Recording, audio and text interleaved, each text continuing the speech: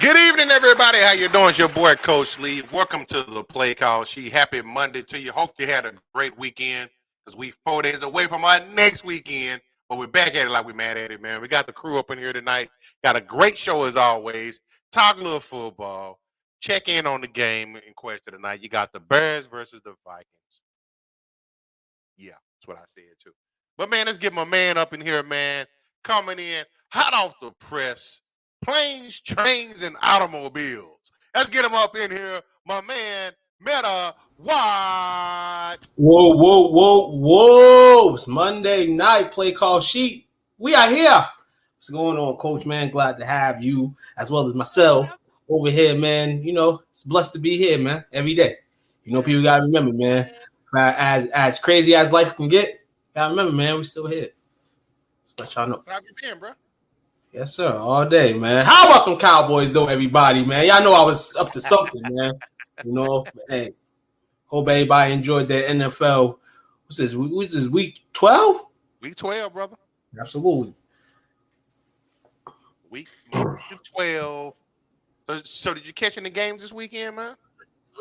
Caught a little bit. You know, I was in town with my kids, man, so I was able to catch bits of it, you know what I'm saying, through my phone. We get to catch up on some family stuff, you know. So yes, absolutely, man. Handle business on Thursday. You know, I usually have my son 1 week and then my daughter the next, but I was able to, you know, for actually that Sunday, yesterday, have both of them at the same time for a bit. So it was great. So they got to see each other, you know what I'm saying, and you know, hang around, eat some pizza, and you know, be in these streets with their pops, you know. So that's what I'm talking about, man. Yeah. Hope your weekend was the same with the kids. It was. Hung out with the wifey, didn't do too much. Had to work Saturday, you know, holiday season, you know how it is. But it was all good, all gravy. I ain't used to working on Saturdays. This week got to work Saturday and Sunday. Oh man, I have lovely hell minds, man, working Saturday. I believe last year, when almost 2 years ago when I got this new job that I'm at, well, not new no more, but I've been there for a while. I was working weekends throughout. So, you know, and all, it's just a lot, man. So it's good to have weekends off, man. You know, though your weekends are cramped up at times, you know, you don't gotta work. That part. But man, great topics tonight. Exciting weekend. Actually, I think I read somewhere this weekend when it comes to the for those that engage in betting and for entertainment purposes in some states. But this is the first. I think this is the first where a majority of the teams covered this week. It was pretty predictable. Pretty predictable football, man. Definitely. You know, you had some stinkers. You know what I'm saying? You know, you get a little bit of mix of everything, man. You had your Thanksgiving festivities on Thursday. You know, we chatted before the game Thursday, and hey, it's gonna get crazy though. You know what I'm saying? For this week, and everybody covering, don't think that's gonna remain the same. You know, as the week 13 rolls around, you got the Bears Vikings on ESPN tonight, man. You can catch them, but I tell you guys. Coach tells you guys, the world tells you guys, STWF tells y'all to tune in to us. You know what I'm saying? Maybe some sparkles in the game, but you know, hey, it is what it is. Bish hit a field goal 3-0, 13:35 left in the second quarter as the Vikings get the ball at the 35-yard line. Okay. So let's get it in. Man. Coach. Any different feelings, you know, coming into this Monday night that you didn't have last week in terms of the NFL? Yeah, trash ass Eagles get all the calls. Yes, trash ass Eagles definitely get all the calls. Overreaction. Are the Eagles paying the refs? Is that an overreaction, or is it a perfect reaction? Well, okay, so you know I don't like to complain and stuff like that because you know your boy. It is what it is. But I've been it's been a couple of posts. I saw the post from the game against the Cowboys. I saw the post from yesterday. And who did Philly play last week? I can't remember who they played last week. The Chiefs on Monday night. So I've seen 3 different videos from 3 different people pointing out obvious blown calls that have benefited the Eagles. And I mean, like, you know, like I say, you got to play through it. But some of the stuff, like, for instance, the one yesterday with, I think it's when Slade got away with the pass interference, where he clearly had this dude jersey in his hand and was clearly separating the man from his jersey, causing him to drop the ball, and the call just blown. It's just, I think them playing close games, and it ain't got nothing to do with no Philly hate, Cowboy homers, anything like that, but I think this is 4th or the 5th week in a row where they've been behind at halftime and come back to win. That shows a lot of character in them, but they've got a lot of stuff that went in their way. My question is, now that it's been blown out and people are airing it out, are the refs going to start watching it closer to where it might cost the Eagles down the line? Absolutely. And you got to remember, too, man, the playoffs, I mean, I don't know if the NFL in their sake, but, you know, the refs change, the momentum changes, the game just changes overall in the playoffs. So referees, we would think, will be, we won't say fair, but they'll definitely ref the game and watch the game differently, closely at times. You know, you got to. Any situations, people would think that, you know what I'm saying, that betting games, maybe they would, but hell no. This opens a big lane maybe for refs to not call fair games, but they're the police at the end of the day. I always say that because they dictate what goes on. They dictate what calls are called. I mean, you got reviews and stuff like that you can go to, but the team's limited to that. Right. You know? And if they had the ability to review plays or review calls all the time, be in an arena for $99 million. So, yeah, man. Yesterday, in that case, yeah, the refs definitely are there for the Eagles in the last 3 weeks, where games have been decided by them ultimately going down the field and scoring, and it kind of makes them, you know, in the spec clutch. And with the referee's help, man, you know, that clutch word is sounding a lot more real in Philly. It is. Shout out to Chris and Bobby, man. Appreciate y'all hanging out with us tonight. What's going on with y'all? How y'all doing tonight? Good evening to you. Good evening. Don't blame Will either. This is Joe Burrow's fault, strictly, and you know this. Speaking of that, though, you know what I'm saying? Speaking of blaming Will, so a lot of things we could blame Will for. We can't blame for the Bengals loss. Bill has no relation to Joe Burrow or Browning or Chase or any of those guys. So let's bring my man in, man, from the bottom of the map of Massachusetts. My man, Chili Will in the building. What's up, man? I didn't even know you was ready yet. I don't know if you responded. You know, I just said, I'm going to bring your ass on anyway. Yeah. I got Debo. Good. What's up? How we doing, man? fellas? I'm all right. Overslept a little bit. Took a nap. Overslept? Oh, that means I partied last night. Yeah, right. My old ass. Partying like it's still Thanksgiving. Leftovers got you sleeping, man. It's cool, man. It's cool. But hey, man, we opened up the segment talking about the referees overreaction or a real reaction of the Bills Eagles game. You know, Coach and myself. You know, obviously, you know, people that watching the game or any game for that aspect. You know, there's some debatable calls every game. You know, you can't change them. You know, in certain aspects, you're only limited as a team to go review plays a certain amount of times and things like that. Mm-hmm. Yeah, I tuned in to Cowboys radio. I know. Absolutely a good game. Yesterday between the two teams, the Bills and the Eagles, and yeah, Cowboys radio now. For the most part, every team got a beef with the refs. They're the police. Overreaction of week 12 as we walk into this segment here. And we just spoke about the Bills and the Eagles. Jalen Hurts coming through in the fourth quarter after a sluggish first half. Opened up some prime, man. 5 touchdowns he had, including the walk-off and overtime 12-yard run to seal the game.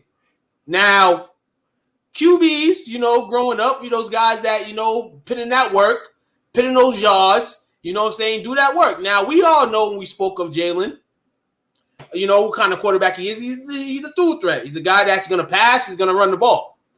A lot of guys still question his ability at the position. But when the game's on the line the last few weeks, he's been making plays. I mean, teams been making plays too. The players, shout out to him.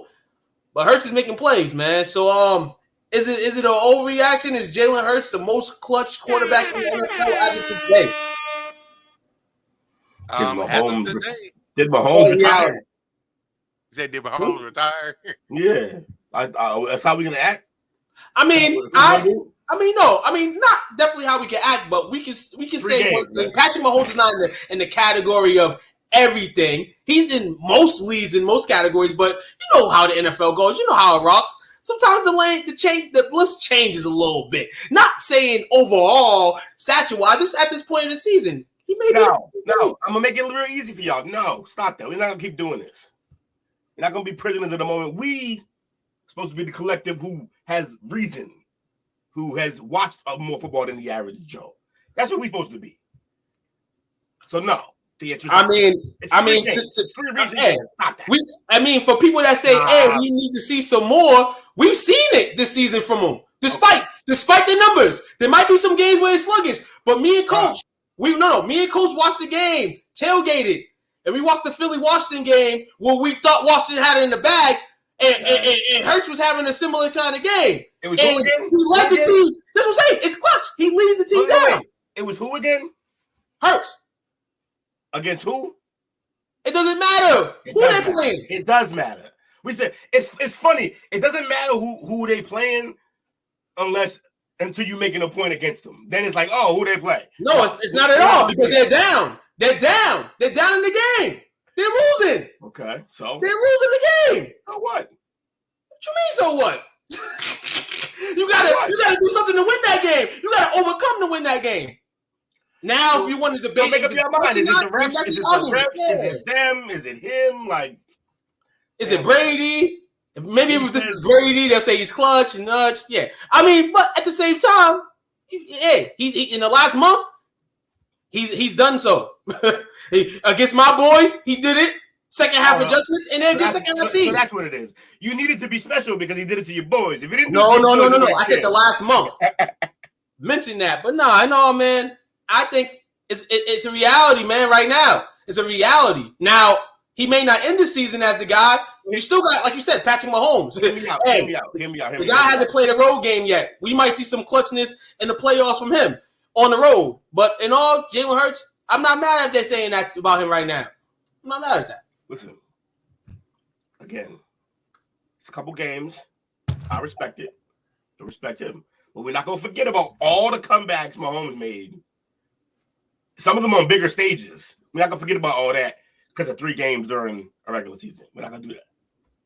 We're better than that. Y'all keep letting this Hurts kid do this to you. He's good. He's good, but let's not fall every time, man. Like, well, that's why I preface what I said at the beginning of the segment, that they've been bailed out of some stuff, but it's probably going to hunt them at some point in time when they need it the most. Yeah, them chickens finna come home to roost. Yeah, because now you got a lot of people out there in the public, like people who have no allegiance to certain teams, like pointing out the same stuff, video clips and stuff like that. You know what I'm saying? The NFL, they all about the image, right? We always say no one's bigger than the shield. But if people are starting to ask questions about why does it seem like this one team is getting this, then they may try to overcompensate for it and get ticky-tack with the calls. We also got to realize they have a really good team entirely. It's not just him. And like, where's the weak spot of that team? Tell me. Secondary. And you still got Darius Slay, Byard, and them back there. So if that's your weakness, and you still got all pros out there at those positions, this team's really good. This team's really good. I think we need to just focus on that. Oh no, absolutely. Overall, the team is very good. Now we want to speak about overall team. This was about Jalen Hurts. I mean, now if we want to aspect and break the team down, he's the best team in the NFL. That's no given. But in Jalen Hurts' case, and you heard about all QBs, the scrutiny and all that stuff, you come out. And I feel like with the QB position today, of course, to years ago, you can judge a QB by picks and how he does in one half and all that. But if you have games where it's coming down to the wire, and he's the helm, and he's the guy at the helm that's got to make the catch. He got to throw the ball for guys to make catches and stuff like that. And he's doing that over the course of the last month, four straight games in which they've been down at halftime, and he's come out here with the media and us. And the media and us all screaming that the Eagles are, maybe this is fool's gold and all that. Every Sunday, in the last 4 Sundays, they have to fucked up motherfuckers on television. Hear me out. They're going to lose and go down, and they happen. Hear me out. Does it make him clutch every time that they go down? He's part of them going down, too. You know that, right? That part, you got to put that into the equation. He's part of them not being ahead. So if they're behind, we can't just blame them on the defense. He's had some turnovers. So he's part of the reason they're down because he pulled them out of it. All right, that's cool. Also, yesterday, we are one miscommunication away from that game being over, him not even getting that chance. I mean, if Josh Allen and Gabe Davis are on the same page the way they should be, Gabe Davis made the mistake even though Josh Allen blamed himself. If they're on the same page, we're not even talking about a Hurts comeback. And therefore what? Does that suddenly make him not clutch, or does that make him clutch? Like, if it's just one extra game and suddenly he's the most clutch? No. That's why I'm not going to say most clutch. He's good. He's doing what he's supposed to be doing. I'll give him that. He's doing that much. Who's the most clutch player in the NFL right now? Then? It's easily Mahomes, and it has been since he got into the league. See, I like where you're coming at in terms of keeping the overall flow here. I'm just speaking on season. I just want everybody to know that. And the NFL right now this season is Jalen Hurts. But that's the easy thing to do when people don't have arguments. They just say, I'm talking about just this season. No, it's not at all because it's seasonal. Mahomes is edge of stone. Mahomes is edge of stone. We can say Mahomes is clutch, but he's not the most clutch right now. Who's the most clutch in the league isn't a right now situation. That's not one of those situations. It is a situation because we're playing the season though. We're playing the season though. So hold on. So it's not. Hold on. So when did it become special and clutch? If he wins a championship this year, you have to do it on the biggest stage. First of all, you got to do it on the biggest stage. You got to do it on the biggest stage. And second of all, last time I checked, he was the best player on the biggest stage, though he lost. He was the best player on that field in the Super Bowl. He also fumbled in the clutch too. Oh my God! All right, okay. He did. Oh, he fumbled. Okay, he fumbled. He fumbled. He fumbled in a big moment. He fumbled. Hold on. And what it's not a Super Bowl, but he went out there last week against the defending champs, in a game where it was kind of similar, and he didn't blow it. Not the biggest stage. He didn't blow it. So might as well be a preseason game. Don't give a shit. No. We all know your impression and your thoughts on Jalen Hurts. You know he's got to prove to you more. We all know that. We all know he's got to show you more. But he showed me for the scrutiny and the things that he gets that he may be the Achilles heel on his team. That he may be not the Achilles heel. Coach said it's the defense. I'm more guaranteed that it's the defense that's the Achilles heel more than Jalen Hurts. That's wild. The defenses carry them for most of their run. Defense they carry them when they giving up 30. So let me point something out real fast. And the reason why I say it's a secondary, in particular defense. Now last year, purely dominant. Now on the offensive side of the ball, where did they go? I had it pulled up here. Okay, so points given up, they're ranked 6. They're pretty decent. That they're 11th in sacks, 20, 30 interceptions, 18th in turnover. But where they start having issues at, passing yards, they're ranked 29th. Pass completions, they're ranked 32nd. Passing touchdowns, they're ranked 31st. You know what I'm hearing? Red zone touchdowns, 27th. Red zone touchdown percentage, 28th. Third down, they're 30th. They're giving up third downs. So they can be got. They can be got. Even with all that there, if they're only 11th in giving up points, then they're bend but don't break. We've seen teams like that be great. Bend but don't break defenses. Yeah, you're going to give up some yards. Yards is tough, but are you giving up the points? But we definitely going to find out what they're made of this weekend. Because, I think the next 4 weeks, they have some teams they're facing. They do. Yeah, so, yeah. I think everybody does. Because it's probably safe to say that the top 4 teams in the NFC, Philly first, San Fran second. I might have to slide Dallas in front of Detroit the way Detroit licked on Thursday. I would say those are the top 4 teams, in my opinion, in the NFC. And they all either play one another or they play teams over 500 to finish out the season. So it's next. 49ers this week coming up.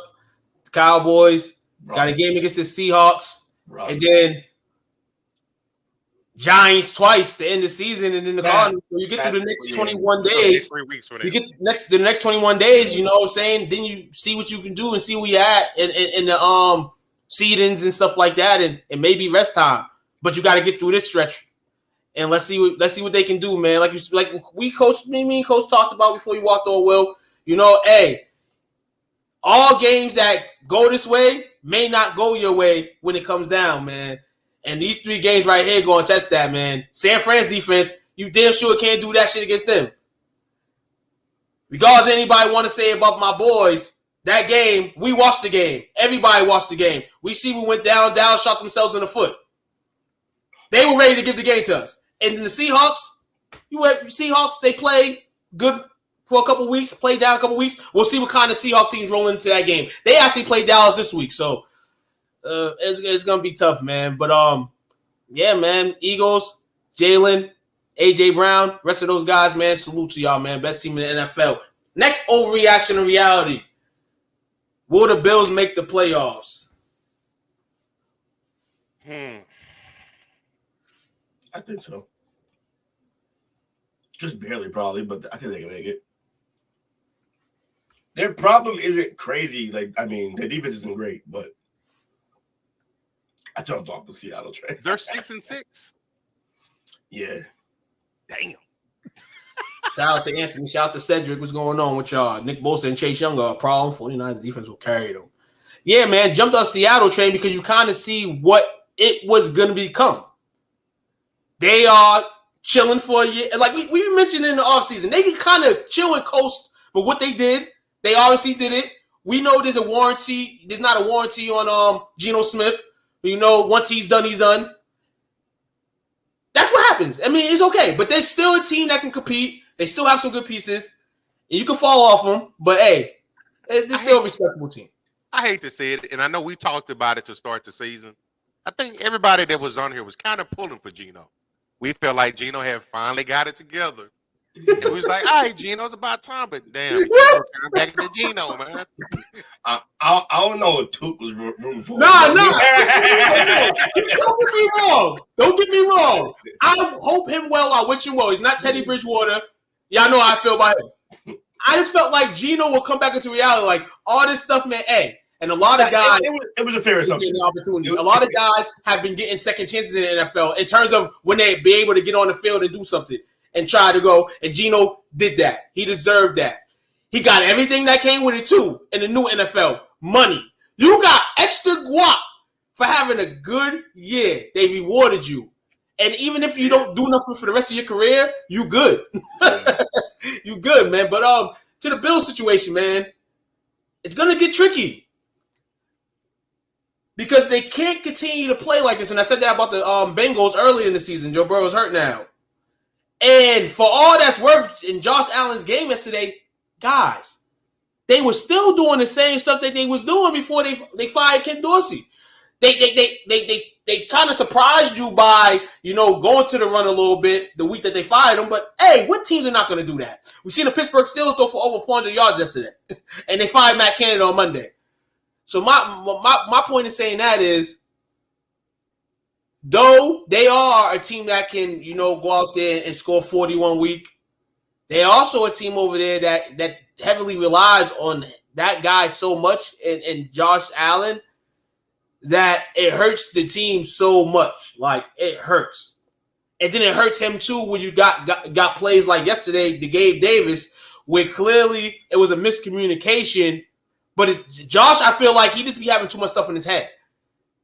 It's like he does. Your normal QBs are like, okay, 75% of the time I'm going to throw the ball. 10% of the time I'm going to run the ball. Josh Allen is like every time, what should I do? What should I do? It's like you're picking a play in Madden, and you have so many seconds in that game clock running, and right. Josh he just lost, man. He just be lost that time. And that doesn't mean he doesn't have good games. He had a great game yesterday. But you can see those kind of collapses, man, in these last couple of games with him. Let me ask you this. If they don't make the playoffs this year, it's a two-part question. Do you think the coach do you think his seat might be warming up on him? Yeah, I think so. If they don't make the playoffs, they got to get rid of McDermott. I'm being real with you. If they go in there, they got to find McDermott. But then you say if they do make the playoffs and they lose again, he's kind of on the warm seat anyway, I feel. Yeah. Because they've been there so many years, and then you have teams they have teams jumping them. They have a team in their division who they beat this year that's in first place. And the way Buffalo's playing, looks like they don't want to compete for that division in terms of winning it.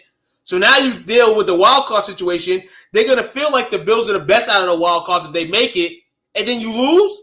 It's kind of still warm. It's kind of a lose-lose situation for them. Rather than losing players, the coach, they're going to have to break that team up one way or the other. They cannot lose this year. And I'm not saying they're going to win. They can't lose it. Hey, Anthony, that's a good question. If Cincy or Bills don't make the Super Bowl in 2 years, who's the most disappointed? I will probably say Buffalo, because Cincy is only 2 years removed from making the Super Bowl. Right. So it'd be Buffalo, yeah, because Cincy ultimately overjumped them. Yeah. And that's why, like you said, Coach, I agree with you. It would be Buffalo. For all the reasons we know. If you was born in the 90s, this is the reason why we're doing Buffalo. To take that next step. And they haven't. And that's the second part of my question. Do you think the fans might be getting to the point where they're going to turn on Josh Allen? Yeah. Because you can't continue that. Well, maybe they won't, but you have to. You have to start feeling a certain way. The fans they're passionate up there, man. You have to start feeling a certain way. No disrespect to Buffalo. But why nobody talks about Buffalo other than their football teams and maybe the Wings. Nobody's talking about Buffalo for anything else. Maybe the Wings. So when you break that down, and then Josh Allen is this, you don't want to deal with that so much. It's a headache. He could be the best QB in the league, and then he plays like the 15 bottom QBs in the league. Right. But a lot of QBs play that way. So I'm not going to throw Josh all the way down. But if this is reality, man, most picks in the last 4 years, he's a gunslinger. It's probably. I think he'll be safe. I agree with you that McDermott may be out because if we see it week after week, like run the damn ball, they didn't take any running backs. They didn't address it as far as a running game because he needs the running game to help him out considerably. Teams are just dropping back and forcing him. Yeah, he's got the big arm, but we forgot when he came into the league and it shows up, on occasion, he's inaccurate at times. And sometimes you got to have the coach in there to protect the player from himself. And McDermott's not doing it right now. Right. McDermott, like Josh Allen's the head coach of the team. And don't get me wrong, Kincaid is a hell of a tight end. He's got a bright future. But you already had Knox on the team. Why would you go get a second tight end? You already paying one that's fairly decent. If anything, you should have tried to find your way to either address your offensive line if that's the issue with the running game, or go find you a back. But they didn't do that. I think that's going to kind of hunt, and it's like the move. It's like everybody is like they for years, like running back, go get one. And for the team that they are, and the team that they have, they don't get that. Bills line is built for pass block, not run block. Right, exactly, because they devote to that guy's arm a lot, and they don't have to because this guy is almost 250 himself. So he goes in there and he's able to, at times don't need blocks. He's just gonna go through, and you don't want that for your QB. They gotta smarten up, and this is what happens when you never won nothing before. When something's really sweet in your eyes, you continue to beat it up. And then this happens. Would it be safe to say if you had to compare him to someone, would you say he's kind of, from a physique standpoint, he's Ben Roethlisberger like? He gives me Ben Roethlisberger vibes. He gives me Big Ben vibes. He plays what like Ben always have. He always had a hell of a running game behind him. From Bettis to Bell, he always had a running game behind him. And Josh, he hadn't had that the entire time he's been there. Yeah, he leads the team year after year in rushing yards. Josh Allen's a Cam Newton. That can be a definite point as well. You know what I'm saying? I ain't mad at you for that. And just Oregon, I'm gonna say that from the likes of your photo, you want Oregon to take it all? Well, get into a little BCS later. But listen here, man. Buffalo stretch of games next coming up, man. Let's see who they got on the strap here. They got the Chiefs. They got the Chiefs on the 10th, so they got a bye. So the bye came at a good time. They play the Chiefs after the bye, Cowboys, Chargers, Patriots, and then end the season at the Dolphins. And like I said earlier, they're not even trying to compete, and the Dolphins are kind of just sitting there like, all we got to do is just win games. We don't even got to beat Buffalo, right? We don't even got to beat Buffalo. But maybe on that in that last week, maybe Buffalo got a playoff spot on the line. And Miami's the team that either makes or breaks them going into the playoffs. So this is going to be interesting. It's going to be interesting to see. I'm right now, we always talk about, this is about the time last year we started talking about the playoffs and the seeding and stuff like that. Mm-hmm. So right now, Buffalo at 6-6. They are 3 spots out of being a wild card. And they're behind Houston. Yeah. Shout out to the Texans, babes. Mm-hmm. And don't blink. They don't want 5 in a row. They're behind Denver. Denver balling right now. They balling. They cooking right now. Cooking. Russ been cooking all year. So right now, you got Baltimore as a top seed, Kansas City, Jacksonville, Miami. Those are your division leaders. Then Pittsburgh, Cleveland, and Indy are your wild cards. Because you got peep game. They here. Miami has a comfortable 3, maybe 3.5 lead over them. So right now, you got to hope that these teams above you could go to a reality. I won't even say reality in the sense. Maybe the Broncos back to kind of where they was when the season started. But the Texans have been doing their thing. The Texans might be a team that stays glued there. Hopefully they don't, Stroud don't go into the slump. You know what I'm saying? Things of that nature. But yeah, it's gonna be hell for them, man. But they're better than everybody else that's trying to get in the playoffs. They're better than the Bengals now. They're better than the Bengals. No Burrow. So boom, and then you got the Raiders, Chargers, Titans. So basically, right now you respect the Bengals. Let's see what Browning can do. Keep doing. Let's see if he can learn. He's gonna have to learn on the fly. But Will said, and that's why I feel too. But with the talent that they have, the pass catchers they have, and stuff like that, let's see if they can do something. Those pass catchers are definitely gonna have to be the quarterback to that team right now. And you can't be a quarterback if you're a pass catcher. Can you? It's gonna be interesting to see, man. Buffalo, we here. Let's see if you're gonna be here in January. Next, Jaguars. Great win yesterday over the Texans. I mean, it came down to a field goal that just missed. Will they be a number 1 seed in the AFC? Overreaction or reality?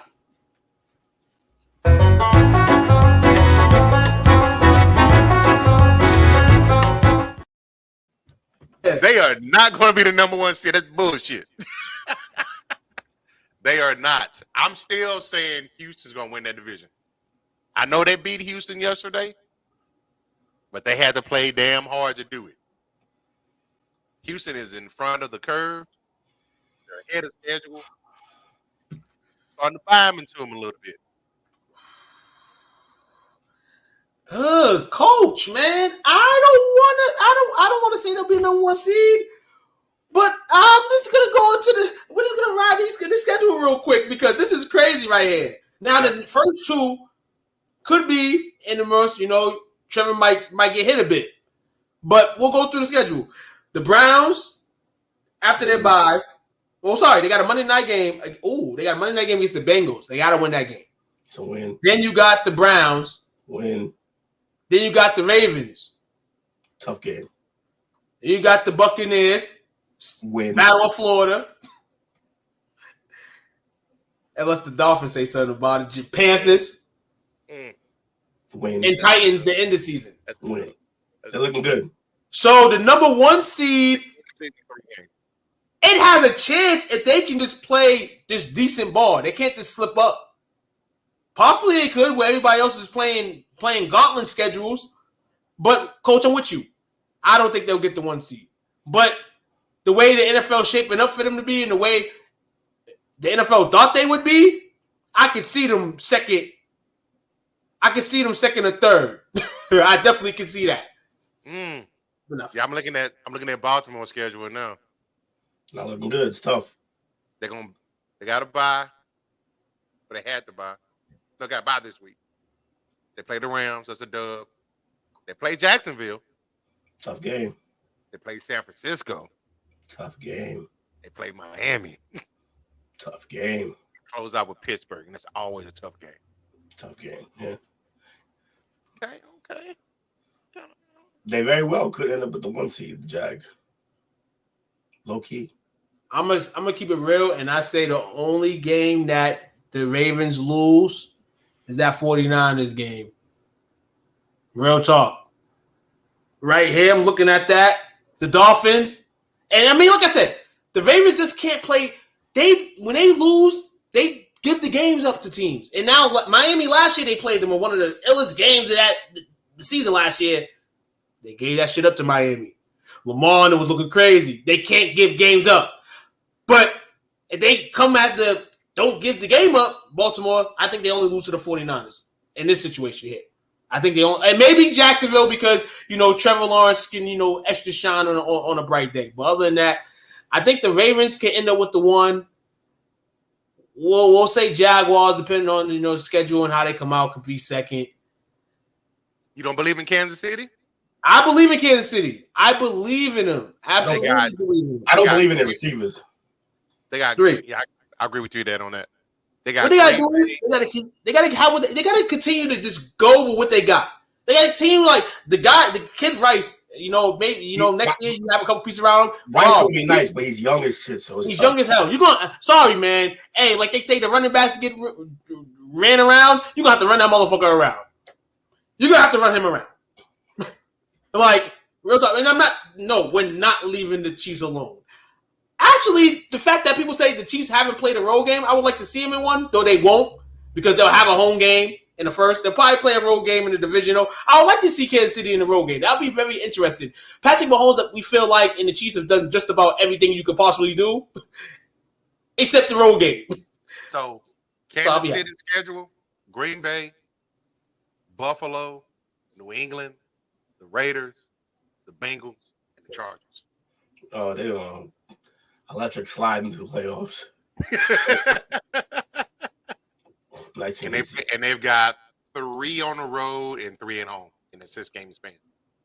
Man. Update on the Bears Vikings game. Still the same score as I told you guys 25 minutes ago. 3-0 Chicago.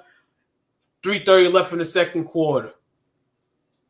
3:30 and it's 30 left. Boy, this game trash. The team with the number 1 pick in the draft is winning. The Bears can keep winning if they want to because Carolina's going to continue to lose. I said earlier to my man Bobby, I said even if you gave Carolina the game, they would still lose it.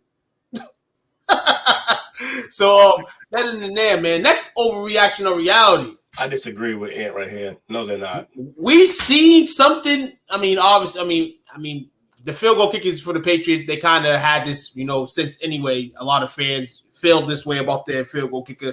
But the field goal kicker made them feel this way yesterday when he missed the 35-yard field goal to send the game in overtime. As Rex Ryan will say, I will quote him, we're happy that game was over because nobody wanted to see it overtime. And the Giants, shout out to Will, shout out to Jake for not believing in your team, but y'all were right in not believing in your team. I thought the Patriots would win, and goddamn, I didn't think it would get any worse than losing to not only DeVito, but a team with no receivers. We talk about the Patriots don't have no receivers. The Giants have nothing. Will got that look on their face like I told you. That was an ugly game yesterday in job. But so the next overreaction to reality is, will the Patriots fire or should they fire Bill Belichick before the end of the season?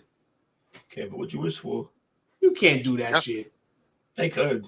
They could, but you could, but that's like the man. If he bows down and says, I'm done, okay. Right. But fire him? I know it's a bad season, but man, damn. This man did throw roses at your door. He did put roses on your doorstep. Dude got Super Bowls. They're fired by the end of the season. Like, damn. Can't coach week 18? Yeah, that's an old reaction to the core. I can see fired during the season, off season, but nah, not right now. Yes, fire him ASAP. What I find interesting is, I had said it probably about a month or so ago, the possibility of Vrabel replacing him. But it was interesting that Tennessee came out over the weekend and said that Vrabel's not going anywhere. Mm-hmm. So I was wondering if there was getting a little bit of steam as far as like him possibly being Bill's replacement. Because I can possibly see Bill getting enough respect. They may allow him to leave on his own, but they also may allow him to pick his successor. So, man, listen. As this comes down, I won't say what coach will go to New England because, soon as if Bill does leave, that's going to be a great hot seat. But I'm going to just say it because I'm a hater. I can see the Patriots picking the wrong coach, too, after Bill. I can see it. Doesn't mean the team won't get better, but I can see them hiring the wrong coach. I don't know. This kind of feels that way. I don't think they get rid of Bill. They could though, and it wouldn't. Enough people are calling for it that they get away. They get away with it. But careful what you wish for. The grass ain't always green. You don't know who's coming. You don't know who's next. I'll tell the guys why Ron Rivera hasn't been fired yet. At the end of the show, I don't want to bick in no ears. But yeah, that man should have been fired. They fired everybody but him. It's crazy. Back and see why Washington did that.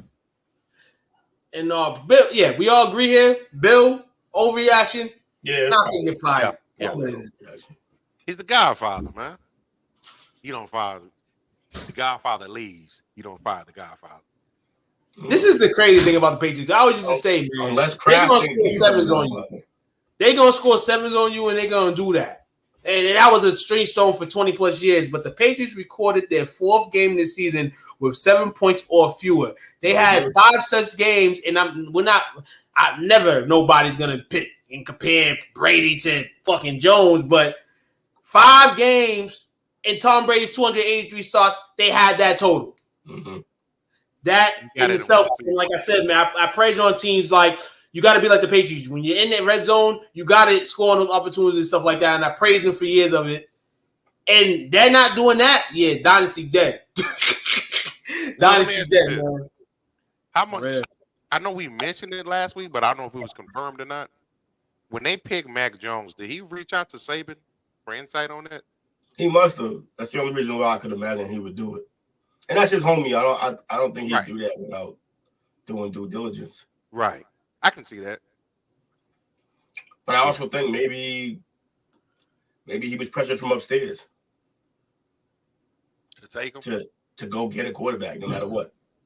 We don't That's probably what the case was. We don't want to do another year at Cam. I'm about to say they did take him after the year at Cam. Shout out to you, Frankie. We see you, brother.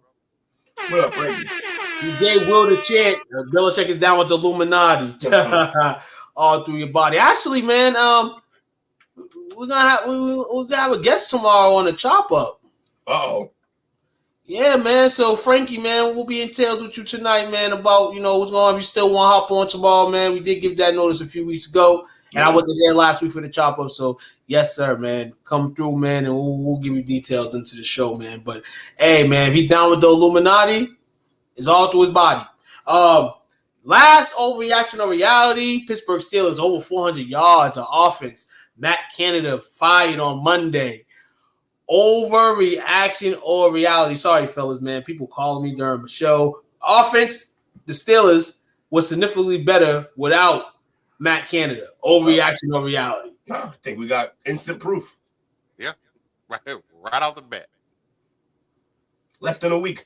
Already better. Najee not looking like an Alabama quarterback. We won't put Derrick Henry in that. But he ain't looking like Trent Richardson anymore. Pickens getting the ball. Deontay Johnson still doing Deontay Johnson things, but I guess he was having a little bit more fun than he was having last week. Hey, they fired that man. But this is one thing I'm gonna say, and I've never throw the fire Tomlin shit out there, never that. And I won't scream it right now. But this could be a fall too. That 1 week, you got to realize you're playing the Bengals with a backup QB. Your defense is good enough to win you games. Defense was good enough last Sunday to win you games. The offense, okay, you got 400 yards. It's not like you scored 20, 30 points. You didn't need to score that, though. People got to realize Pittsburgh probably ain't that team that can do that. And if it can sustain in the playoffs, probably not. But, hey, this is your team. This is what your team is. And this is football right here. So even if you're a team that's not scoring 30, take the 400 yards this week. You may only get 226 next week. But don't let that shut you down. Be happy that you're in the situation right now. Be happy that you are 7-3. Because you could be 3-7. And it could be real crazy where they're firing everybody like the Panthers did earlier today, man. Panthers, just in case y'all don't know, fired their coach today. Fired Reich. Fired Josh McDowell. And fired Deuce Staley. Fired everybody on the offensive staff, basically. It's crazy, though. You could end up in that situation, but you're not. You're Pittsburgh. We've been saying for years, one of the most prestige organizations ever in the NFL. Y'all continue to do things and we think that y'all are doomed. But like Will was said, good enough to win you games, but may not be good enough to get you that draft pick that you may need. Too good. Former coach, great Frank Reich. Well, Frank Reich can go along with Jim Irsay and bump some rap music. They can go chill. And that is overreaction or reality, fellas, ladies, man. Hey, it's a lot of overreactions in the NFL. We just hit you with some this week. Glad you enjoyed, man. Remember, STWF TV, like, share, subscribe. We on YouTube. We on Facebook. Come ride with us. Speaking of that, man, hey, opinions? Any thoughts on the Panthers fire sale? They gotta do something. They gave up all the draft capital well, they gave up the first pick for next year. They gave up too much to draft a quarterback who's not it. So they gotta figure something out. But they are about to be in futility for years to come. No, I mean maybe they could be like 5 years. I can see 5 years, yeah. Yo, funny. I'm starting to rock with him a little bit, but y'all know there was a time where I just like hated Dan Orlovsky. I don't know why. Just like this stuff that he said used to rub me the wrong way. But anyway, he mentioned today that the way the Panthers are going, they may not know what they are to 2025. And I said, damn. Shit, I mean, I know you count teams out before the season starts, but damn. There's only going to be 31 teams in the NFL next year? Like, come on, man. It's been a decade since Pittsburgh won a playoff game. Yes, it's been a decade since Pittsburgh's won a playoff game, but their fans are not wearing paper bags. Their fans are not and I don't think that they will wear paper bags. But what's that mean? No. In terms of their fans can enjoy going to watch football games. They may not be in the playoffs, but the football fan in Pittsburgh can deal with that type of stuff because of the way they handle and run their organization. It's different. It's different. For certain organizations, it's different. Yeah, but Pittsburgh is on the top of the top. Look, his time's coming real soon if they keep at this rate. It's not like they have to. Yeah, I mean, no, absolutely. You know this, and we know how they ran. The Rooneys are nice as hell. We know that, but when it comes down to it, you know what I'm saying? The players were mad because of Matt Canada. That's probably the only time I've seen Pittsburgh fans go crazy and be mad. Fire the offensive coach, and they fired him. They fired him. So that's what I'm saying. Regardless of what it is. When's the last time Indy did anything? When's the last time Dallas did anything? We can say that all day. But what I'm saying and what y'all saying are two different things. Yeah, but in that time, those coaches got moved and changed around. And Tomlin, they must feel like Tomlin's doing something. I don't know. That's another day for another debate. It's always a debate in here. You know what I'm saying? You always hear the ramblings of fire Tomlin and this and that, which is always dope and always fun. You know what I'm saying? But hey, like Tomlin said, me and Kenny are the guys that they look at. All we can do is go out there and win games. And he's got it. Hey, may be fake, but he mentioned his QB, man, and he made sure let his QB know, I got you, dog. Maybe fake. Hey, maybe this media flat. Hey, we don't know. But Tomlin's usually real as shit. So it is what it is. So just to look at something real fast. So the Panthers, for next year's draft pick, they don't have a first. Nope. They've got a second. They've got a third. They've got a fourth. They've got 2 fifths and a 6. And they need a lot of help. This wasn't going to be a 1 year deal. This wasn't going to be a 1 year deal. And yeah, I mean, they're gonna that first. Yeah, and they don't got that first, man. They don't really got no dogs over there. I mean, they gave Miles Sanders the bad, but we already knew Miles. Yeah, there's a lot of things that they gotta maneuver and all that. And hey, don't be in no rush to get good.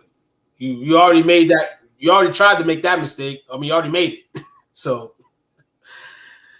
reality, man, in North Carolina, man. But what sucks though is wasn't it the owner who wanted Young? Yeah, the owner's playing it like it's a toy shop. You can't play it like it's a toy shop. Straight up. You can't do it. And if I'm not mistaken, Reich wanted Stroud. Probably. I'm pretty sure, yeah. But we might, if the coaching staff is trash, it might have been the same results. No, I think the players trash, and that's the problem. They weren't prepared for him to not be good. Yeah, and then they let both of them jobs go. Yeah, they had to because they in the locker room like, yeah, obviously. No, absolutely. No. That chose the wrong guy. They did what they had to do, man, but it's like, dang. Shit. Woo. Second straight coach you fired, this giving bankroll, huh? Hey, just fuck you and leave, right? If I'm Frank Reich, I'm the happiest man alive today. I gotta deal with that headache. Yeah. Get paid to not coach that dumpster fire? Sure. Real, man. Hey. One more. We got another thing. It's not crazy, but I noticed this and it happens. I'm surprised it doesn't happen more often, at the game. A better franchise. NFL does a great job of handling, situation with fans, and guys on the bench. But defensive end Shaq Lawson confronted the Eagles fan yesterday and failed to shove one of them during Buffalo's loss to Philadelphia Sunday night. Defensive tackle Jordan Phillips and other Bills players walked from the sideline towards the front row of the stands at Lincoln Financial Field and started jarring at Eagles fans. Phillips got close to one fan's face before Lawson walked up and seemingly made physical contact with the spectator, according to the video circulating around the Wild Web. Sorry. Haven't used that in a minute. Security eventually intervened. The fan continued to shout towards the Buffalo players. Defensive end Leonard Floyd tried to defuse the situation and walk the players back to the sideline. Phillips addressed the matter on Instagram. He says, I love the crowd. I love rowdy fans. It makes the game fun. But one thing I'm not going to tolerate is someone threatening me or my family. This is a line that shouldn't be crossed. The Bills did not respond. I don't think there has been a response today. Fellas, man. I don't think the NFL will do anything. They'll look at it. If anything, a fine will probably be crossed. They'll be fine. I don't think no. So like I said, the NFL does a good job.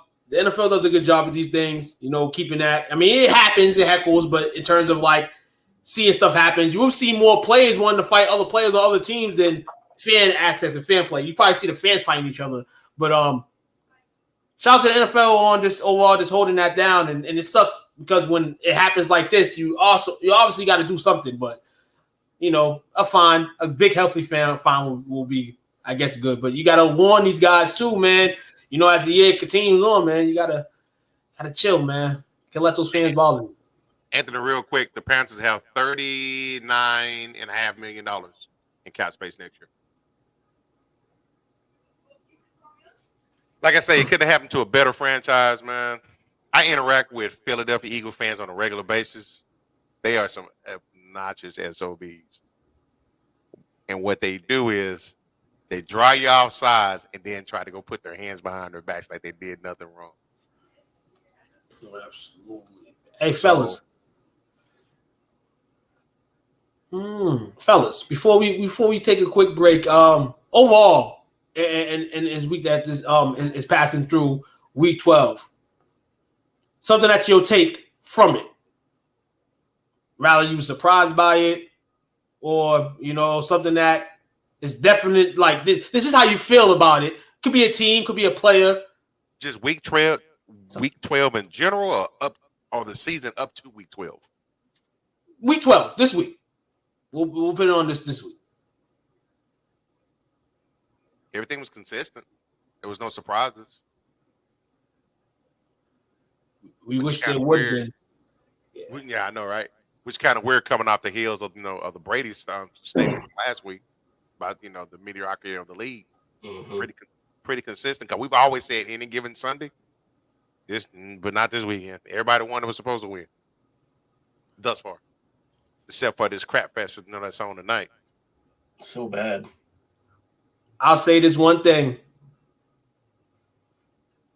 Justin Herbert, you're an NFL pro, and you've been a pro, but you're an NFL pro.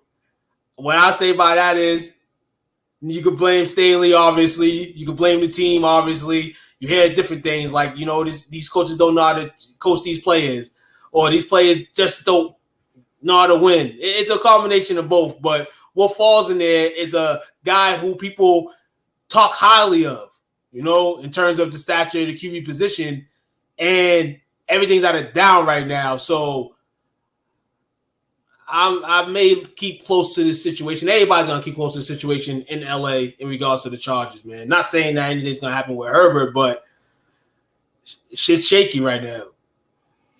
Bailey is the worst. Definitely is. My week 12 take is some coaches need to go. You gotta go. Well, they did say they anticipate that there will be between 7 to 8 coaches changed this year. And the first domino fell today. I mean, yesterday, right? No, today, right? Right got cut loose. Well, the first domino was Josh McDaniels. That's true. That's true. And we got one coach that's playing tonight that's coaching tonight on Monday night. That's the Bears head coach. Yeah. Hold on. It's crazy that all this crazy stuff's happened. That the Bears have their record although, but it just seems like we kind of already. Not me. I really thought the Bears were going to just turn it around. It's like real talk, man. Like I'm kind of mad at that because it's like they ain't even competitive.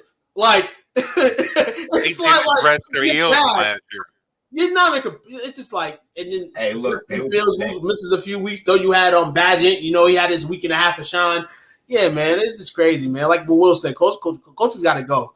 You know what I'm saying? That's one thing Tom Brady said that may have been somewhat agreeable to me was this the coaching. Some coaches got to go. The fellas, man, got to pay the bills here. Fortunately, I don't want to.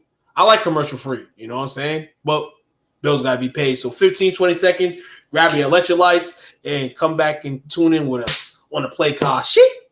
Yeah, Lewis. Hey, what's going on, man? It's cornerback Delvin Brew here from your favorite team, New Orleans Saints. I just want to go ahead on and give a shout out to STWF Media for allowing me to come on and talk about my testimony, my story, and also talk fantasy football. I just want to say thank you, man, for the honor. I appreciate you, man. Y'all make sure y'all tune in tonight at 7:30 Central Time. Bro Show out.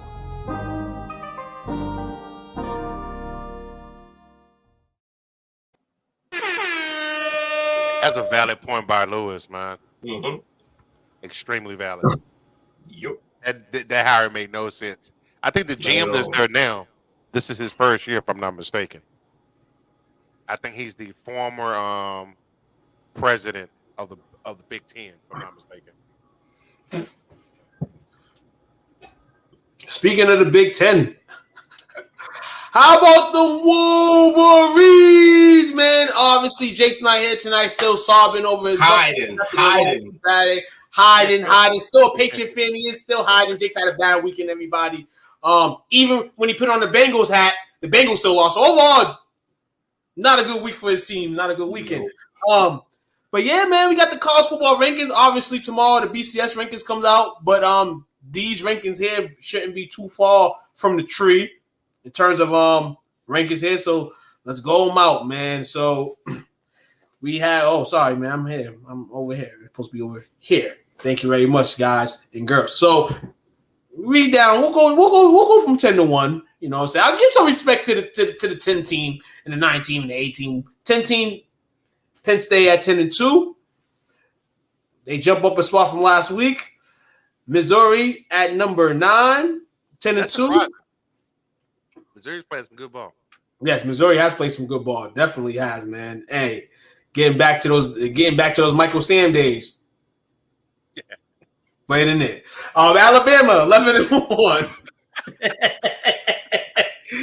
Hey, Texas 11 and 1 as well. Great blowout on Saturday. My brother was so amped because that was the last game to declare his parlay was Texas, and he's like, they won big. Damn. He said, I went to sleep and I thought I was going to lose.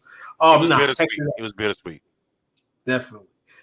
Number 6, dropping down from people had him as number 1 last week, maybe number 2. Ohio State 11 and 1 now. A little funny thing happened today. I heard the FBI rankings had Ohio State still at number 1, or one of these rankings on ESPN wide. had Ohio State at number 1. Everybody was going crazy about it. But tough loss to Michigan. Third straight loss to Michigan in that rivalry. If the only thing you can't do is beat the field or Michigan, then yeah, maybe time for changing soon. But overall, man, hey, it happens, man. You'll be on the top at one point in the next few years, man. Michigan's rocking right now. They're going to continue to rock. Why? Because we're 10-1, so you're a hater hating on the best team in the league? No. Your fans are trash. It's a fact. Oh, you talking about? Eric, man. Shout out to my man Eric. He's a beloved Eagles fan. Happy belated birthday. The Eagles got a win for you yesterday. Yeah, Eric's prime time stop, man. This guy is the man. Shout out to my guy. You know, but Eagles fan in here, coming in here with Eagle madness. Don't come in here with your Eagle madness. We don't need you in here over here talking crap. We're gonna get you in here for the chop up one night too, man. We're gonna get you in for actually we want to get you in here for a football show because no boy will be interested to talk to you.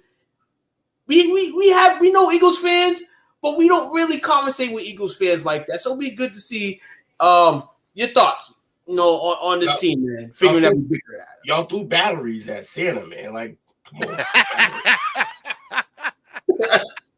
Real talk, man. Shout out to my man. Michael Irvin. Right. Hey, real talk. I'm gonna put my man out real quick too. If you ever had a Bruins game, Celtics game, man, concession stand, man.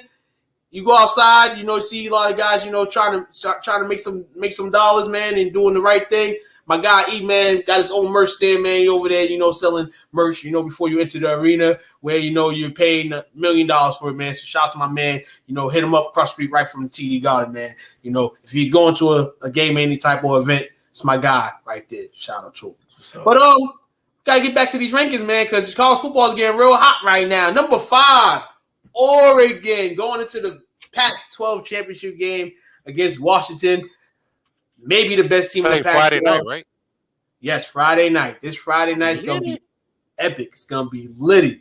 Number 4, at 12-0, the team most likely to not be in the top 4, but, hey, got to win in a rivalry game Saturday against Florida, and that is the Florida State Seminoles, man. Hey, one more game from hitting on a perfect season in terms of regular season success. Shout out to that team overall, man. It's a team that was in the dirt for a long time, a lot of years. Potentially could have hired Deion Sanders. Didn't go on that. Went a different route. And the organization is doing some good things this year. Hopefully they can keep it up for years to come and bring that, big dog back in the ACC, man. So shout out to the Seminoles. Number 3, Washington just keeps winning. They just keep winning. They're 12-0 right now. They gave Oregon their only loss. The rematch is on Friday, as you just mentioned. And the Heisman possibly on the line between Bo Nix and Michael Penix Jr. Maybe, but you got other guys, Jalen Daniels over there at LSU. Got some guys that still want it. They'll announce the finalists in a few weeks. The Heisman will come out of that game. I think it's on the 10th. So I think they'll be announcing somebody this week or 3 finalists or whatever the case is. The Heisman will come out of that game. Heisman definitely probably come out that game for sure. Crazy, man. Number 2 on the list, the Michigan Wolverines, man. Hey, they love to hate them, but they keep winning, man. The coach keeps the assistant coach, Mr. Day, keeps going on TV every week and thanking Jim Harbaugh, man. That's his savior right there. Maybe Jim Harbaugh's Illuminati. I'm just referencing what Frankie said earlier. It's crazy, man. We all know that Michigan's going to choke at some point. But usually they choke in the big game. Well, the game against Ohio State. Haven't the last 3 years. Kind of choking the BCS. This year, where everything is going on, I kind of want to take Michigan's hat. But I can't because you have a team down south that bleeds football, is football, and doesn't look like they're going to lose anytime soon, man. And if they do, it's definitely probably going to be the Michigan. And that's the Georgia Bulldogs at number 1. Somebody go beat them because clearly nobody wants to. It's crazy. Michigan's taking the whole thing. I want to put my money on Michigan, but I just feel like it's just the constant thing that happens. If they win the BCS, we talk about USC winning the national championship and then everything happening with the Reggie Bush shit and all that. It could be a rerun with the coach after all that. The last thing that the football committee wants is Michigan to win the national championship. They can't do nothing right now to stop them from going, but the last thing they want is Michigan to win. We talked about refs earlier in the NFL. Maybe the refs get tipped off to let them lose it. They're going to have an asterisk next to them like the Astros. Oh, the Astros. Shout out to the Astros, man. Why? Fuck the Astros. Shout out to the Astros. Shout out to the Red Sox. Shout out to Alex. Get that. When I heard that the Red Sox did what they did in terms of Alex Cora stuff, Alex Cora became my dog because you know what he did? He came back and he said, "This is me. I'm just a good coach," and just had the motherfuckers balling. Like this shit that this happens, man. And maybe Astros are still cheating. We don't know, but clearly they didn't get to where they wanted to this year. And in this case, in the NFL football playoffs, man. We get amped about these it's 4 teams. Sorry, we get amped about these 4 teams that are in, but ultimately, most of the time, the clear winner is more than likely the team up top. So, shout out to Michigan right now doing good things, and I would like them to be good. Right? Huh? It expands to 12 teams next year, right? Yo, that's crazy. Too many that's teams. Wild. I was in favor for it. I've been in favor for the last 6 years. I'm like, bring it on. They're the only division that doesn't have a playoff. Who? D1. Okay. Yeah, because everybody else does. Right. Everybody else does. Crazy. James Madison, who was Division 1 AA, right? Right. They are nationally ranked, and they will be in a not a great bowl game, but a decent bowl game for them this year. Shout out to them. I think they was as high as like 18 this year. They got up there. Shout out to them, man. Shout out to all these teams, man. Hey, Boston College, maybe you can learn a tip or two from these teams, or 5 or 7 or 45, because I'm sick and tired of seeing these teams ranked and not seeing my guys. It's been a long time. I'm emotional right now. Matty Ice, bro. Oh, Matty Ice ain't walking through that door again, dog. 28-3. I'd rather have him 28. I'd rather have 28-3 Matt Ryan right now. Leave them guys, man. No bullshit. It's crazy. But we spoke about the Heisman a few minutes ago and how the Pac-12 championship could decide the ultimate winner. But as of November 26th, according to Fox Sports, Bo Nix and Jalen Daniels entered the final week of the regular season as favorites to take home the college football's most prestigious individual award. Of course, Nix led the Oregon Ducks to a 31-7 victory over Oregon State, throwing for 367 in a pair of touchdowns.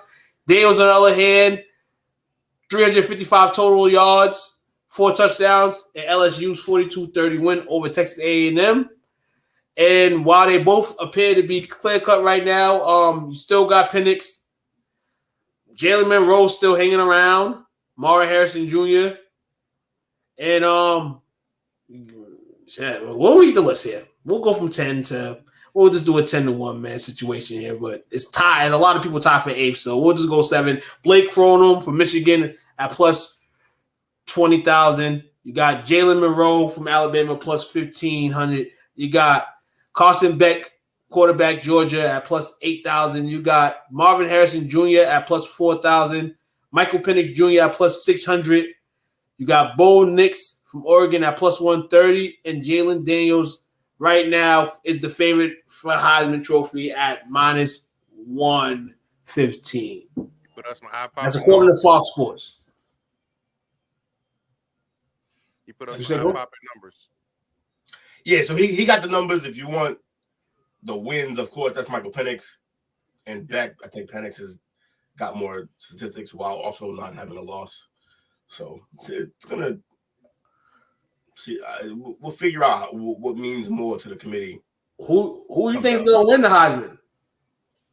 Early. I mean, it depends on, like, if you think it's more stat heavy, then it's got to be Daniels. It's got to be. Unless he's killing. Yeah. With a SEC schedule putting up those numbers, he's going nuts. If you had $100 right now in your pocket and you had to try to go make a flip, you going Daniels with the -115. I'm gonna go like we said earlier, I'm gonna go winner of the Pac-12 championship. As much as Daniels has been doing this thing, man, it would be it would be crazy if one of these two guys there win it. The dogfight of the division that this Pac-12 was this season, even with the worst of the worst teams, this team, from teams being ranked up and down, they had it. Now you have these two guys possibly with a chance to get to the BCS playoff. If I had $100 right now, I would take Knicks at the +130 and come up on the 230. But that 600 right there could be good too. I don't think they'll give it. Even if Penix and Washington do win it, I think they would slide it to Daniels.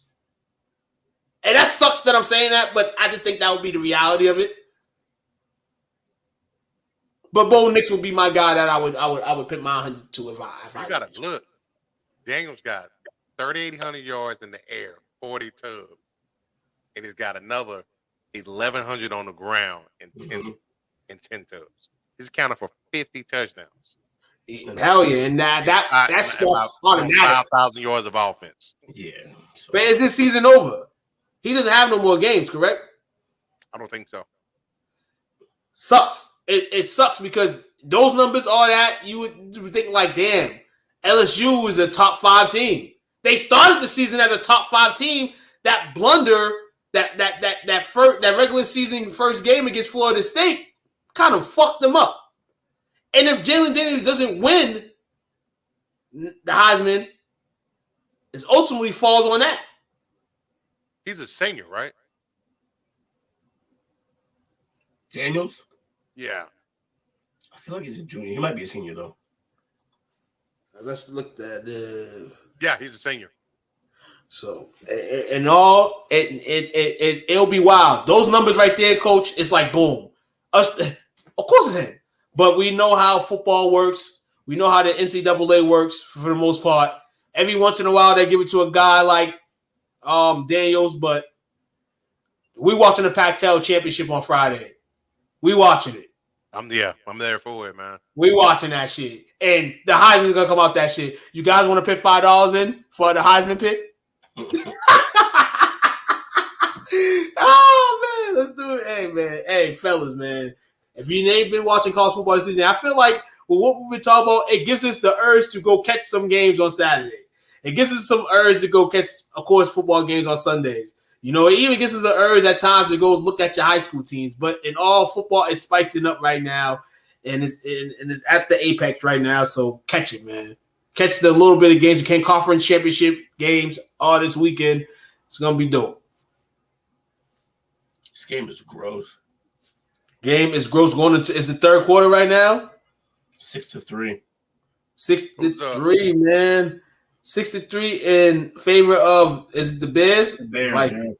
Bears, okay. My shit just loaded up. It's pathetic game. It's crazy though, man. It's wild. I mean, but at the same time, man, you see both of these teams right here, not at their highest in terms of just like overall being great. The Vikings had a couple good weeks, man. You know what I'm saying? In distress where they felt like the team was done anyway. Jefferson out, Kirk goes down. Jefferson be back week 14. Comes Preston out. Yeah, he's playing next week. Well, no. 14, 2 weeks. I don't see why. See why he would come back, but hey, it is what it is, man. Hey, he don't probably well, he's young too. He's probably the one to set the crib. He won't come play. Maybe that's the case. But in all, I don't think he should come back. But if the Vikings feel like, you know, that way and he feels that way, hey, bring him back then. Let's see. We wouldn't mind having Jefferson. I'll put this out. I don't really like to like pitch stuff in the mind of fantasy owners. I know a lot of fantasy owners, DM guys, DM players. Oh, why you ain't do this? Why you ain't do that? I know Will's probably like, because I don't really hear Will go crazy about the fantasy. You coach Ela, you know what I'm saying? you go crazy with the transactions and stuff like that, ads and stuff like that. But in terms of this actual Sunday, you kind of relax if you're not really about that. But there's a lot of people that just go crazy over fantasy. And I'm not going to do that type of stuff towards them. You know what I'm saying? But people would like to see Justin Jefferson, on the roster playing, you know what I'm saying, around time, people trying to get playoff spots. You know what I'm saying? As I kind of opened up this week. I know, Will, you're balling in the STWF league, man. It's all right. I had a down week, but I'm doing good. Hey, but you had some good weeks, man, to put yourself in a good spot at this time, man. There's a magic number in fantasy leagues that you got to win, to get a playoff spot. Once you get in the playoffs, kind of even kill. Right. I kind of broke my month slump this week. I think I'm still in the playoff picture in the STWF Junior League, but I broke my slump this week, man. I think I lost 4 weeks straight. Couldn't buy with nothing. Will beat me, and then it started a month of this all bad trickery. I got beat by my homeless, and it just went crazy. But your fantasy leagues, hope everybody got your trades in. Trade deadline is, I guess, in 2 days in certain aspects. Get your stuff in, man. Football's exciting, man. I told myself I will never play fantasy again, and here I am, 4 years later, still playing fantasy. No, he didn't say I came back 4 years later. He said 4 years later still. Every time after fantasy, I delete the apps and I say this is my last season playing. And then in July, somebody's like, "Fantasy this season?" I get an email. Come play fantasy this season. I'm like, oh, okay. That's kind of extreme, son. You got a fantasy football problem. You got to delete the app. It be calling me, dog. You got a whole yeah, I delete. I do that with a lot of apps that I use seasonal. I might not delete the ESPN app because I have fantasy basketball on it. But in terms of the Yahoo, I delete that right after the season. It's on. I see you July or may not see you July. And then the Sleeper app, I'm also in that. There's a bunch of shit. And yeah, get this shit out of here. But you got a whole ass gambling problem. Yeah, got a whole ass gambling problem. Put like 7 slips in tonight. Told y'all. Damn. But good thing for But the good thing for me tonight, I only put $7 in. I made 7 $1 slips. So I got an ears out tonight, you know what I'm saying? Every one of them like a 50-leg parlay. I'm going to spend $2 a day for the next 5 days up until payday where I put a smackaroo on that shit. But fellas, man, we can't end this show, man. Without rankings, man. You know what I'm saying? We don't care about the Vikings. We don't care about the Bears. They're not going to be in the rankings where we read. Oh, they'll be further in the back, man. But Vikings and Bears fans, don't give up hope. Don't ever give up hope. Your team one day will hoist a top 10 ranking. I would hope so.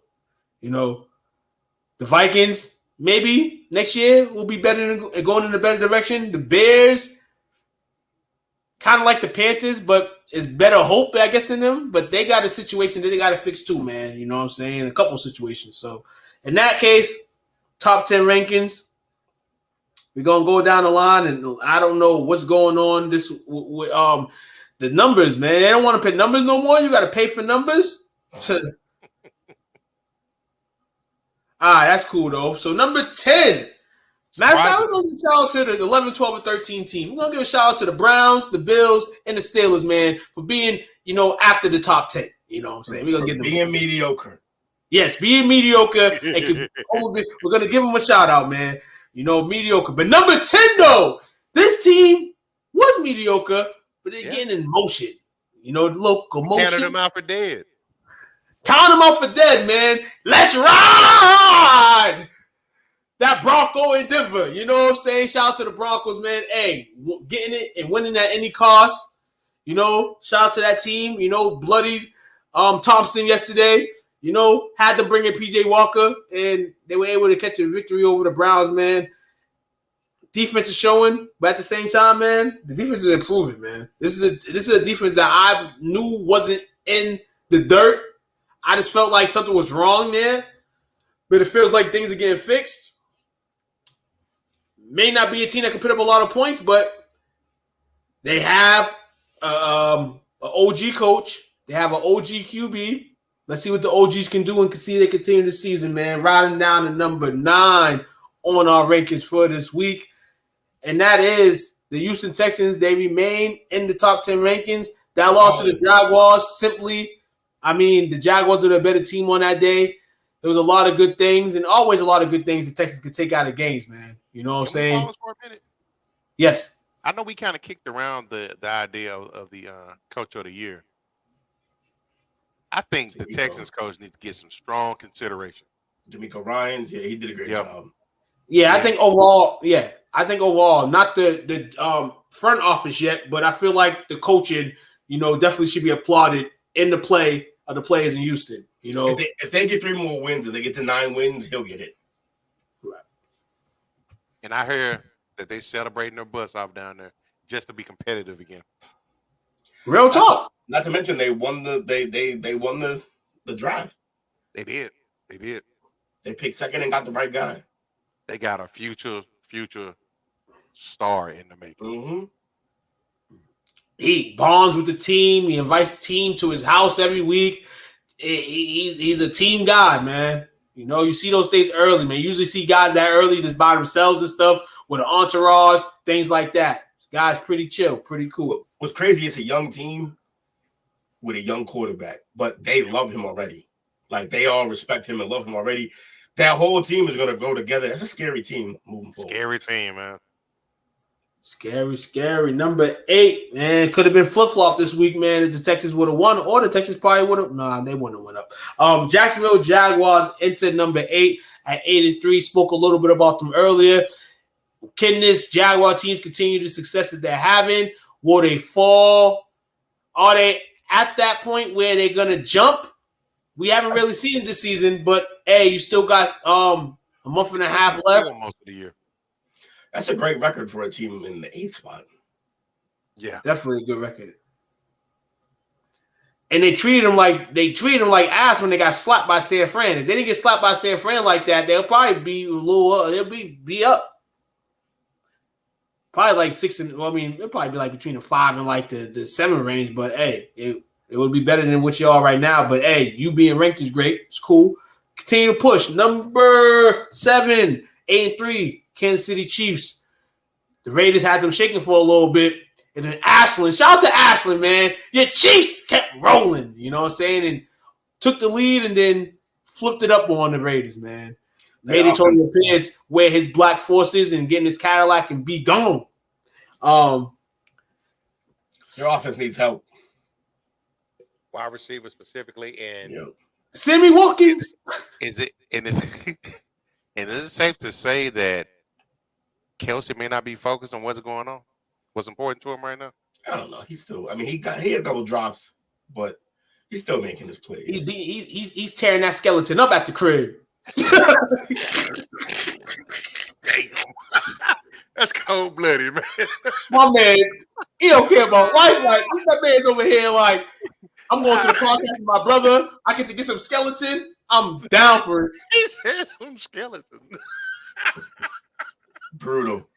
Real talk, man. Ooh. Hey, Kelsey, keep getting that skeleton though, man. You know what I'm saying? She a nice thing, man. You know what I'm saying?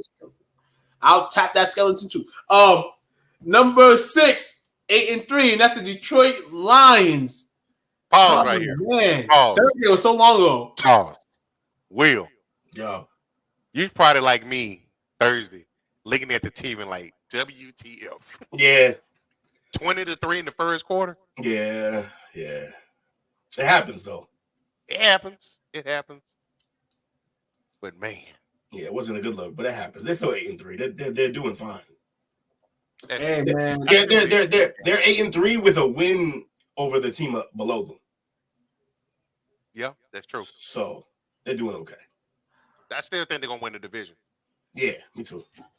I mean, that's not hard to do.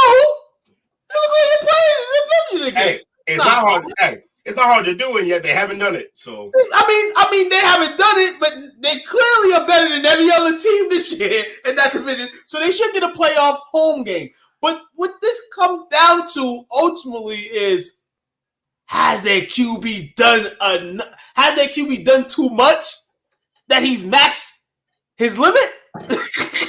No, I'm not really saying that. Jared Goff will have some more good games as the season goes.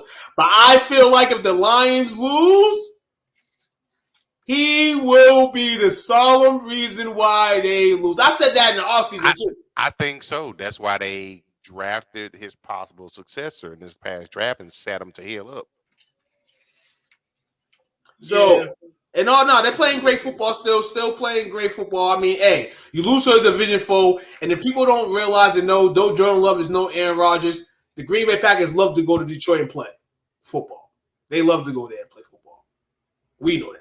That's what I'm saying. It's a division game. I don't really put a lot of stock. It's a division game. It's a division game. Thanksgiving. You know, they more focused on the turkey than beating the Packers' ass. And Jordan Love was like, "F it, man. I gotta go out here and do my thing." Shout out to Jordan Love for a great game. Shout out to the Packers for beating them. But number 6 not bad, man. You still gonna roll, man. Still got a lot of great success going on in Detroit. Shout out to the Lions. Number 5, my Cowboys. Thursday worked differently for them. You know, I mentioned too, the second best team, the third best team, and the fourth best team in the NFC all played on Thursday. One of them was going to lose. Though we picked the favorites to win the game, the Lions were the team to lose. It just happens like that sometimes, I feel. They beat the Commanders, not saying much. Another, great showing from the team, but ultimately we have to show that. We have to mini show that starting against the Seahawks. We have to show that against the Eagles, Bills, Dolphins. The rest of our schedule, we're going to have to show and remain this way. We're not all the way 100, but we're going to have to win these games. So that's what I say about it. Number 4, Black Friday win. Wasn't the prettiest, but the Dolphins got it done, and they remain in the top 5 in the rankings. Like I said, getting defense is back. So that's a good thing. Tua's been kind of quiet. That's not good. But he's been healthy. He's healthy. It's good. He's healthy. That's a good point. So he's healthy. So as long as he's healthy, he can be quiet. Mm-hmm. We thought he's gonna unalive himself on the season on the field last year. Yeah, it was looking bad. Definitely. So they got a 3.5 game lead right now in the East. Doesn't look like anybody want to compete with them.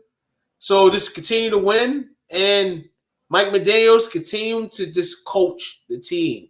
Continue to just get better at things every week, and prepare. I think Miami, I'm going to say this, Miami, it's time for you guys to prepare for the playoffs, not in terms of rest or nothing, but you guys are going to get there again this year, and you guys hopefully are going to be healthier than y'all was last year, and that's the scary part.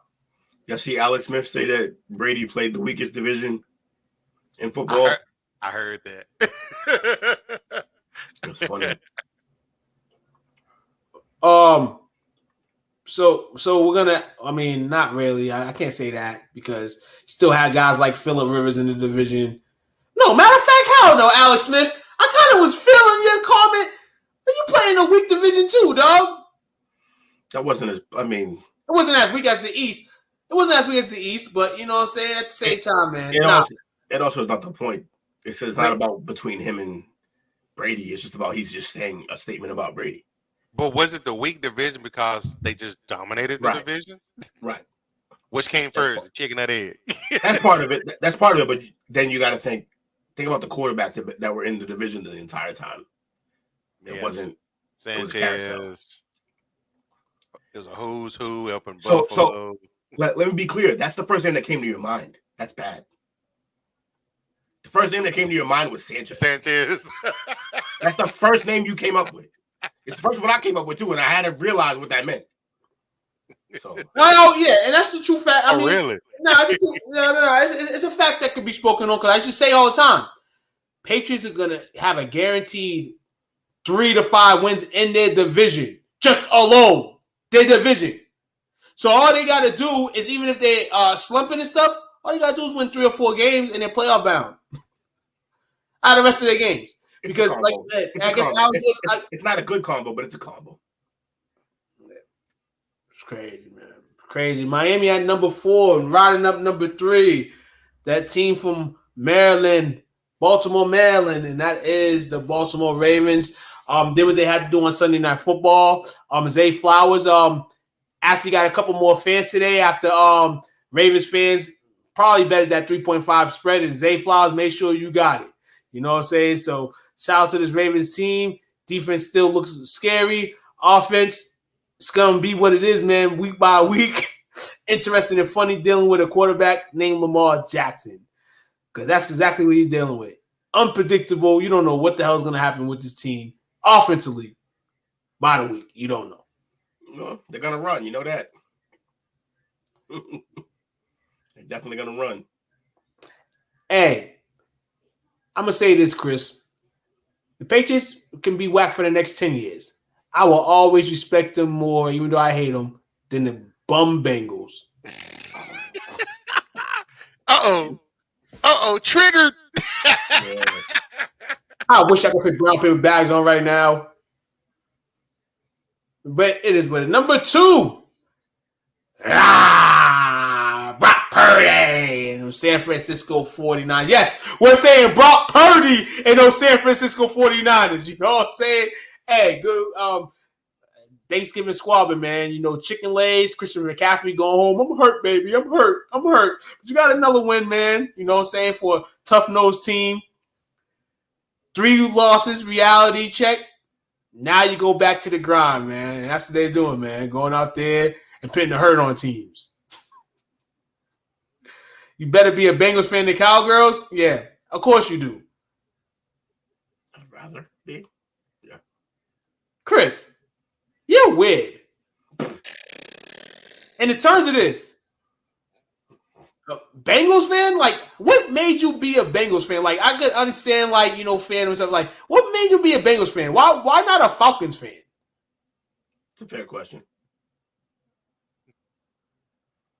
But, yeah, so 49ers number 2.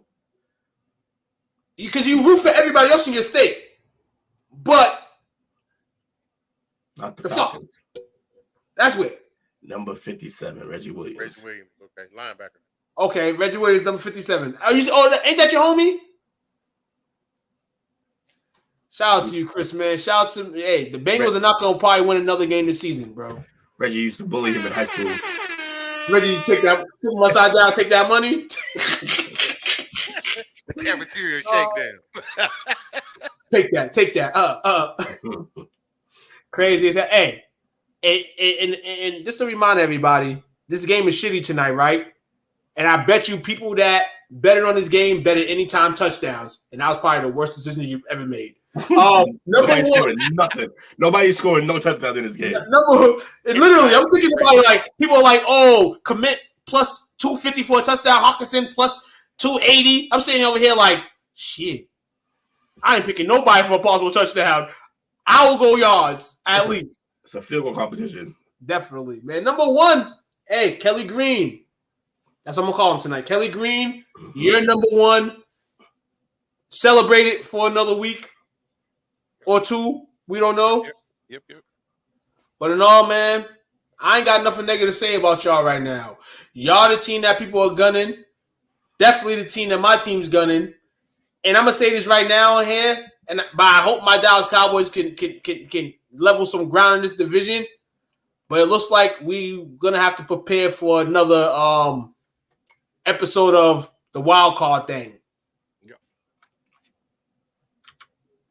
So, and all fellas, our play call sheet, we don't call audibles here because we just that nasty. You heard? We out here, man. Hey, fellas, man. There's another football thing. And for Jets fans, Aaron Rodgers is not coming back, everybody. He fucked your team up this year with all that shit. Voodoo again. Got something else I want to say. Oh, so you're another Jake. That's what it is. He's a Jake. You got multiple teams. I'm a Falcons fan. Everything has an origin story. Did you see Ludacris yesterday? That was fire. Yeah. He repelled from the ceiling. Yo, shout out to Atlanta, dog. They show love to their rappers over there, dog. They make sure their rappers get concerts, halftime performances. But unlike Detroit, unlike Detroit, why they do my man Jack Harlow like that the other day?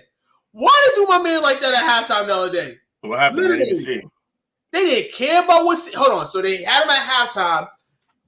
Literally, like, you know, they have sex out there for the performance. He had no energy, though. That's why. There was no energy. There was no energy in the set. They literally put like an ice glacier, like a little piece of an ice glacier on there.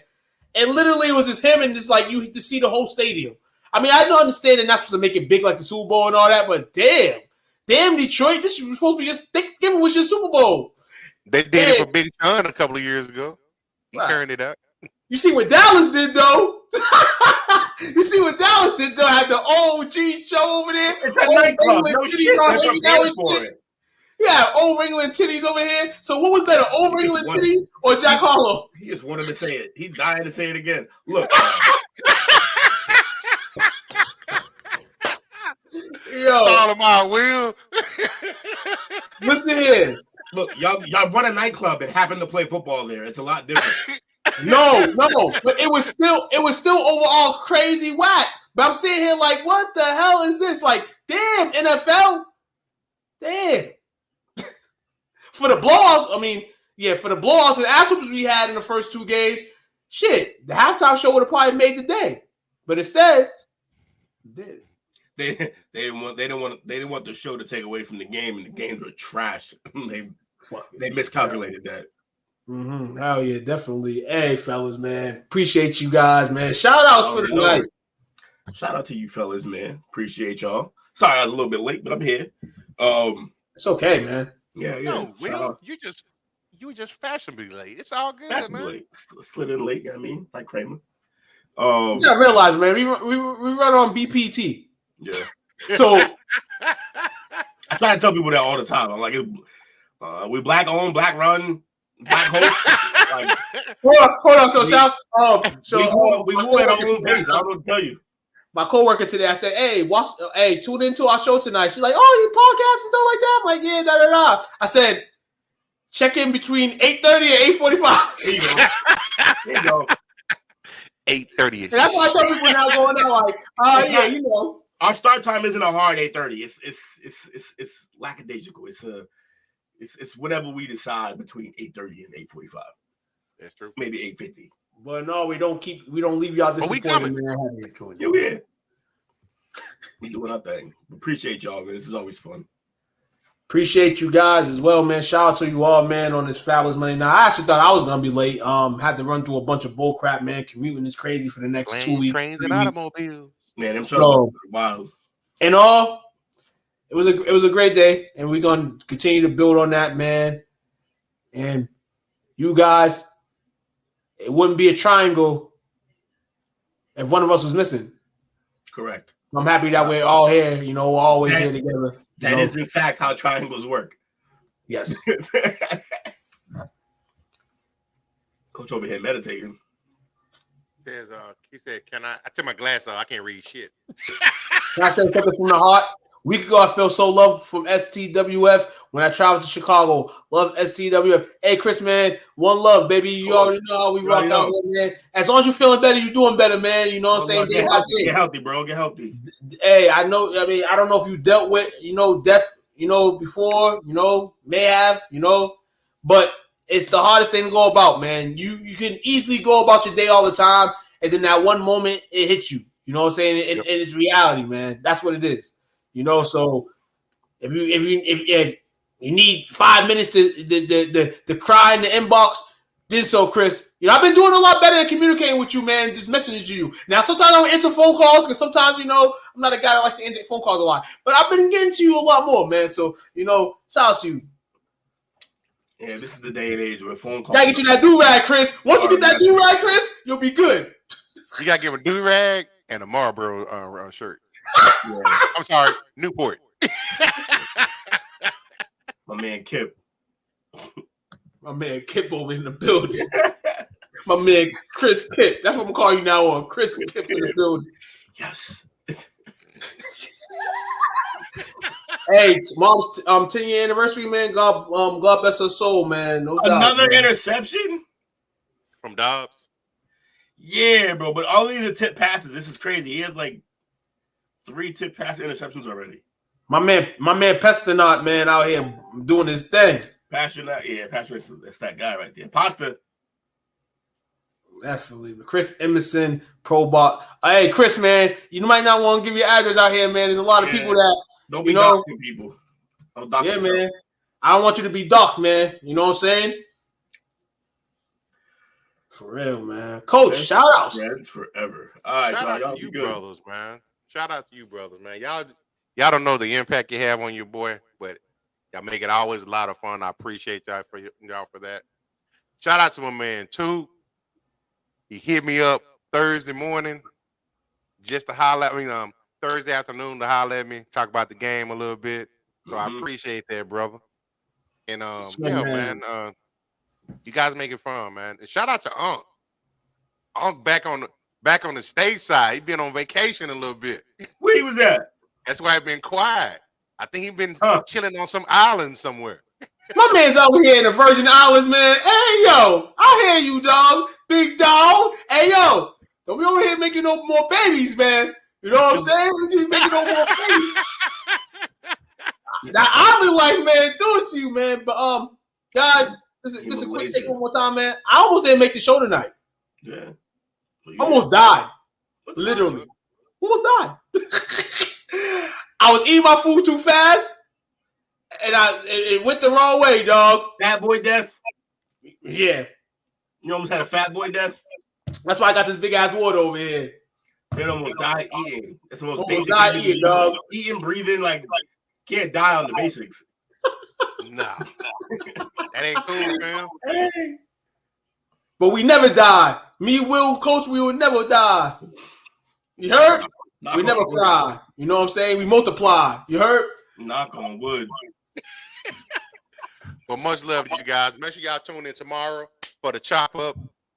8:30 Eastern Standard Time, 7:30 Central. So come holler at your boys, man. We appreciate y'all hanging out with us tonight. Hopefully y'all gonna find something else better to do than watch this trash ass game. But salute. Hell yeah, man.